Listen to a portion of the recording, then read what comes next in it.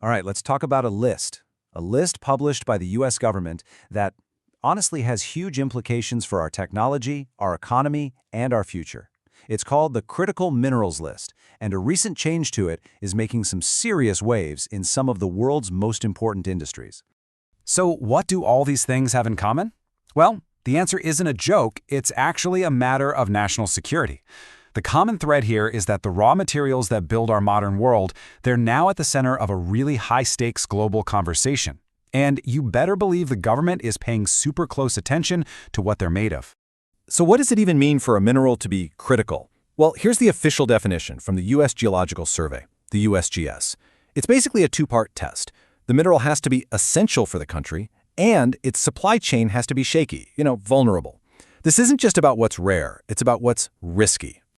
Okay, so how does a regular old mineral get this super important critical designation? Well, it's not a random choice, and it's definitely not some backroom deal. It's a really rigorous, multi-step, and very public process that's all driven by data. It all kicks off with a super deep data dive by the USGS. They actually model over 1,200 different scenarios that could disrupt supply chains. Wild, right? After that, they publish a draft list for everyone to see. And this is where it gets interesting. It opens the floodgates for feedback. Comments pour in from companies, from industry experts, even from the Department of Defense and the Department of Energy. Then, with all that input, the final call is made by the Secretary of the Interior. All right, now let's get to the big news from the latest 2025 update. The new list had a very, very notable addition. A metal I am almost certain you know, but one whose status has just completely changed.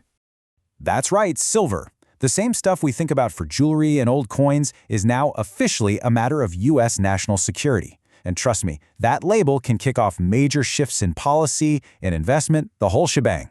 But why now? I mean, after all this time? Well, a single number from the global market gives us a pretty dramatic clue. Whoa, look at that number. That was the global silver market deficit in 2024. Just let that sink in for a second. For the fourth year in a row, the world wanted almost 150 million more ounces of silver than it actually produced. This isn't just a small gap, folks. It's a massive structural problem. So that giant number, it's not just a statistic. It's hard evidence of a global squeeze. Demand is just consistently and dramatically blowing past supply. And the silver industry itself, they're pointing to exactly why this is happening. You don't have to take my word for it. Here's the chair of the Silver Institute basically connecting all the dots for us. He is pointing right at record-breaking industrial demand, and it's being driven by things like solar panels and electric vehicles. The huge global push for green energy is completely rewriting silver's role in the world economy. And this table just lays the problem out in stark numbers. See, on one side, you've got the total supply. That's everything from mining to recycling. And on the other, you've got total demand. For years, these two numbers were pretty close, but now there's this huge, persistent deficit. We're simply using way more than we're making. So what you have here are two powerful forces pushing in the exact same direction. The government is looking at this and seeing a fragile supply chain. They point out that most silver is just a byproduct of mining for other metals like copper and zinc, which means you can't just decide to mine more silver easily. But then, on the other side, the industry sees this absolute explosion in demand coming from green energy. So you have supply risk and demand shock, and both of them lead to the exact same conclusion. Silver is now critical. Now, here's a really crucial point to get. This list is not set in stone. It's not a one-and-done kind of thing. It's a living document, and it's designed to evolve right along with our technology and our geopolitical situation. And look, the government says it themselves right in their official notice. The list is going to be reviewed and updated at least every 3 years to reflect new data and new priorities. So a mineral that isn't critical today could absolutely be critical tomorrow, just like we just saw happen with silver.